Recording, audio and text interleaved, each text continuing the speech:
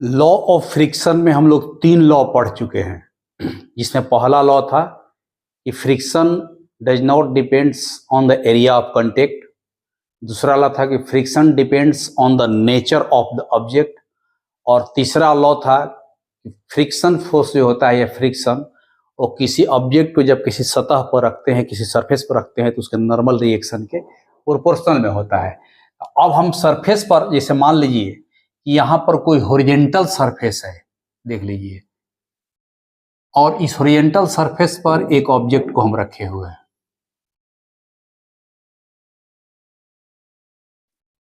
अब इस horizontal surface पर हम एक ऑब्जेक्ट को, अब तो जाहिर सी बात है कि हॉरिजॉन्टल के तरफ अगर फोर्स नहीं लगा, ये हॉरिजॉन्टल पोजीशन है, इस डायरेक्शन में फोर्स न लगा करके हॉरिजॉन्टल से कुछ एंगल पर ये फोर्स लग रहा है। मान लीजिए, ये कल्पना कीजिए कि हॉरिजॉन्टल से ये थीटा एंगल पर फोर्स लग रहा है और इसका मूवमेंट इस डायरेक्शन में है।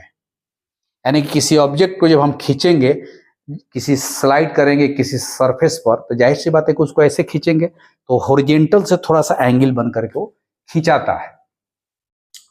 तो जैसे ही यह हॉरिजॉन्टल से एंगल बनाया, वैसे ही इसका 2 कंपोनेंट काम करेगा। इस एक्सिस से यह थीटा एंगल बनाया है तो इधर का एक्सिस हो जाएगा एफ कॉस थीटा, और इधर का जो कंपोनेंट टूटेगा वर्टिकल डायरेक्शन में, यह हो जाएगा एफ साइन थीटा। क्लियर हो गया? तो उस कंडीशन में अगर हमारे पास ये फ्रिक्शन फोर्स इधर एफ लग रहा है, तो इधर हम लोग किसी, यह ऑब्जेक्ट है नीचे की तरफ अगर mg काम कर रहा है और ऊपर के तरफ इसका नॉर्मल रिएक्शन काम कर रहा है, ऐसे नॉर्मल रिएक्शन काम कर रहा है, तो अब यहां पर ये बैलेंस पोजीशन में ध्यान दीजिए, इन बैलेंस पोजीशन, अब इस mg को ऊपर के तरफ 2 फोर्स बैलेंस किए हुए हैं। ऊपर के तरफ 2 फोर्स कौन कौन है? एक नॉर्मल रिएक्शन आप प्लस एफ साइन थीटा, यह जो है mg को बैलेंस किए हुए है। तो उस कंडीशन में अगर हम नॉर्मल रिएक्शन निकालते हैं तो हो जाएगा mg minus F sine theta, और देन अब तब इसमें हम फ्रिक्शन फोर्स F बराबर जो म्यू आर लगाते हैं, जो हम लोग पढ़े हुए हैं तीसरा लॉ फ्रिक्शन का। तो उस कंडीशन में जो फ्रिक्शन होगा म्यू, और आर के बदले में इतना चीज आया हुआ, देखिए यह चीज यहां उतर जाएगा। क्या हो जाएगा?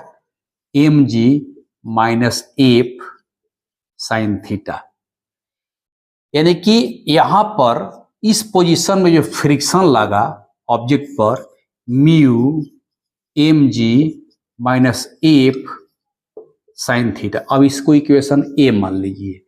यह क्या हो रहा है?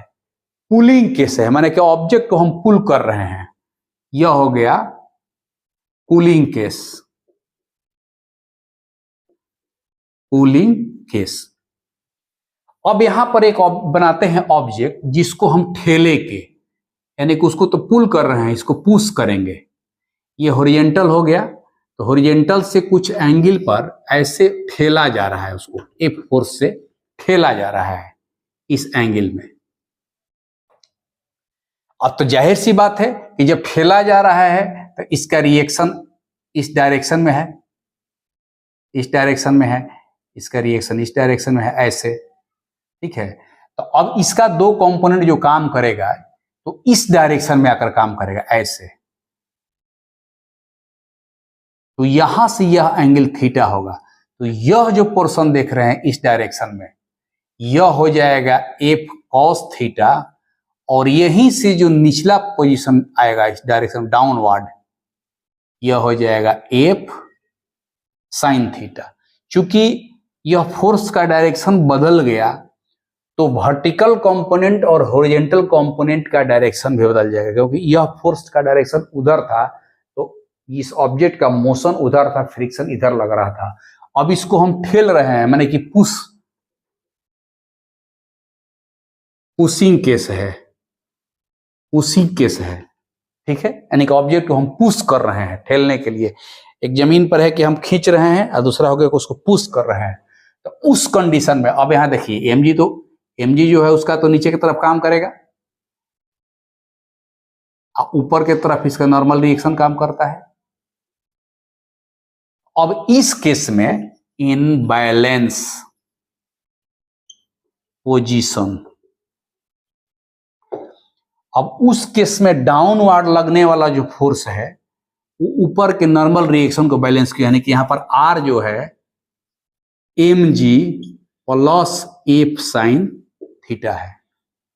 देन अब यहां पर अब जैसे मान लीजिए कि ऑब्जेक्ट इधर जा रहा है तो फ्रिक्शन इधर लगेगा, फ्रिक्शन इधर लगेगा। तो उस कंडीशन में F is equal to mu R जो हम लोग लिखते हैं तो म्यू यह हो गया mg plus F sine theta, यानी कि हमारे पास ये फ्रिक्शन कितना आ गया mu mg plus F sine theta, इसको मान लीजिए b, ठीक है। अब हमारे पास एक हॉरिजॉन्टल सरफेस पर दो केस मिला, एक जब ऑब्जेक्ट को पुल कर रहे हैं तब उस कंडीशन में फ्रिक्शन फोर्स निकाल लिए, और एक ऑब्जेक्ट को जब ठेल रहे हैं तब उस कंडीशन में फ्रिक्शन फोर्स निकाल लिए।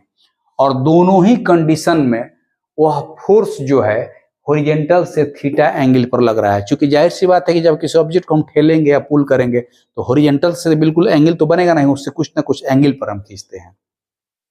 तो दोनों कंडीशन में किसमें ज्यादा फ्रिक्शन लग रहा है, तो दोनों इक्वेशन को देखने से ही पता चल गया आपको। यहां पर फ्रिक्शन का फोर्स जो है वह mg minus F sine theta है, और यहां पर जो फ्रिक्शन का फोर्स है वह mg plus F sine theta है। तो जाहिर सी बात है कि यह जो फ्रिक्शन है यह फ्रिक्शन कम हुआ, यह फ्रिक्शन ज्यादा हुआ, यानी कि इस केस में ऑब्जेक्ट पर फ्रिक्शन कम लगेगा, यह आसानी से खींचा जाएगा। और इस केस में ऑब्जेक्ट पर फ्रिक्शन ज्यादा लग रहा है तो ठेलने में कठिनाई होगी।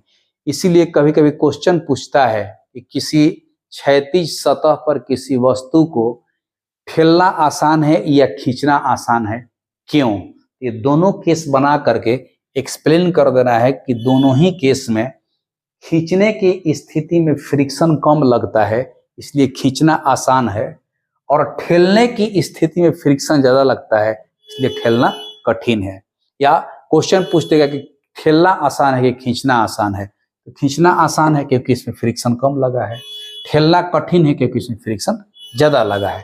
तो इस तरह से यह किसी ऑब्जेक्ट को किसी हॉरिजॉन्टल प्लेन पर ठेलने या खींचने से रिलेटेड एक कॉन्सेप्ट होता है। 11th क्लास में पूछता भी है रीजन के साथ, तो रीजन के साथ ये दो इक्वेशन निकाल करके आप एक्सप्लेन कर दिए from equation A and equation B it is clear that friction during the pulling is less than that of the friction during the pushing, therefore pulling is easier than pushing. तो यह अपने आप में equation ही बताएगा।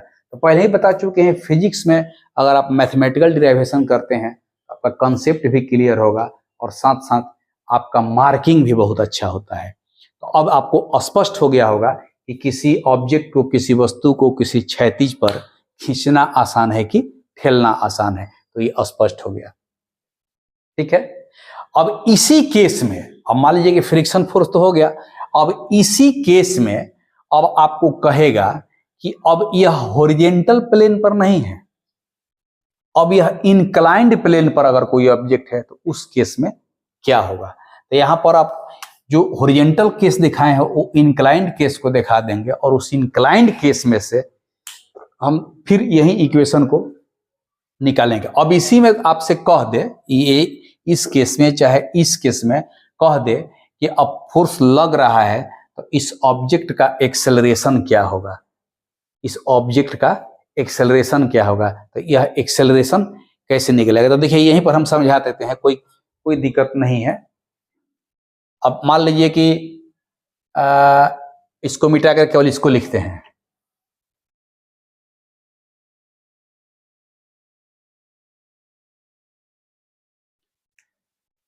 इसका जो हमारा आया था F equal to mu mg minus F sine theta, ठीक है।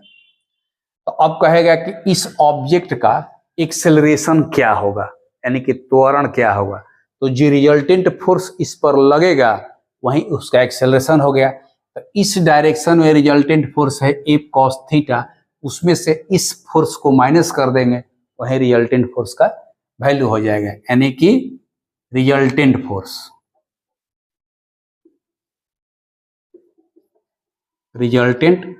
Force on the object.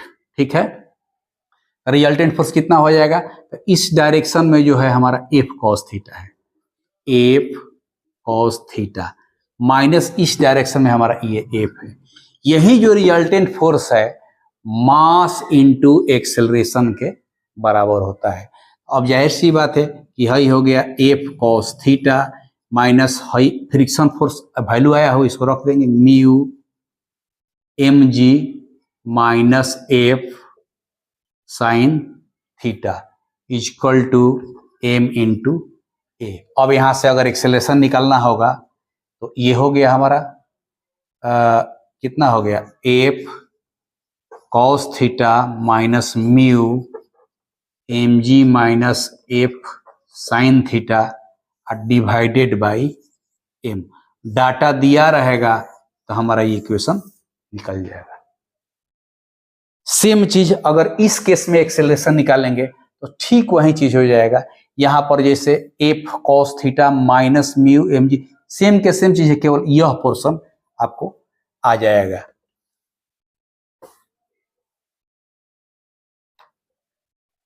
इस केस में जैसे हमारा निकला था एफ बराबर mu M G plus F sine theta, यही था एफ का वैल्यू। तो अब यहां पर रिजल्टेंट फोर्स अगर लिखेंगे, देखिए रिजल्टेंट फोर्स तो क्या हो जाएगा, ऑब्जेक्ट इस डायरेक्शन में जा रहा है एफ कॉस थीटा से, इस डायरेक्शन में, तो सेम के सेम वही चीज हो गया, F cos theta minus F, यह एम इंटू ए के बराबर होगा। तो यहाँ हो गया F cos theta minus mu M G plus F sine theta equal to M into A. तो उस कंडीशन में ए निकालना होगा, तो F cos theta minus mu M G plus F sine theta divided by M. यह acceleration हो गया pushing के केस में। ठीक है, तो जाहिर सी बात है कि चूंकि अब यहां पर हम देख रहे हैं कि एफ कॉस थीटा में से अब एक्सेलरेशन किस में ज्यादा होगा, यह देखना है एक्सेलरेशन किस में ज्यादा होगा। तो जाहिर सी बात है कि जहां पर यह कम होगा वहीं पर ए ज्यादा होगा। तो इसमें कम था, फ्रिक्शन कम था, तो इसका एक्सेलरेशन ज्यादा होगा, इसका एक्सेलरेशन कम होगा। अगर सेम फोर्स से इसको हम खींचे या इसको हम ठेलें तो खींचने में एक्सेलरेशन ज्यादा पैदा हो जाएगा, ठेलने में कम पैदा होगा, क्योंकि ठेलने में उसको अपोजिट डायरेक्शन में ज्यादा फ्रिक्शन लग रहा है, उसको रोक रहा है। तो इस तरह से एक हॉरिजॉन्टल सरफेस पर कोई ऑब्जेक्ट अगर पुल करे या पुश करे तो उस कंडीशन में उसका फ्रिक्शन फोर्स क्या होता है और उस पर रिजल्टेंट एक्सेलरेशन जो क्रिएट होता है वो कैसे निकलता है, इस कंसेप्ट से आपका निकल जाएगा। अब अगला टॉपिक में पढ़ाएंगे कि जब कोई ऑब्जेक्ट को इंक्लाइंड रफ सरफेस पर, मतलब झुके हुए तल पर रखा जाता है, उस कंडीशन में उसका इक्वेशन कैसे निकलता है, उसका डील हम लोग कैसे करते हैं, उस आधारित तो उसका न्यूमेरिकल बनाएंगे, क्योंकि इसी फंक्शन से, इसी टॉपिक से अधिक क्वेश्चन पूछे जाते हैं। अब तक आप इस चैनल पर नए हैं, चैनल को सब्सक्राइब नहीं किए तो कृपया करके चैनल को सब्सक्राइब कीजिए, लाइक कीजिए, शेयर कीजिए। नमस्कार।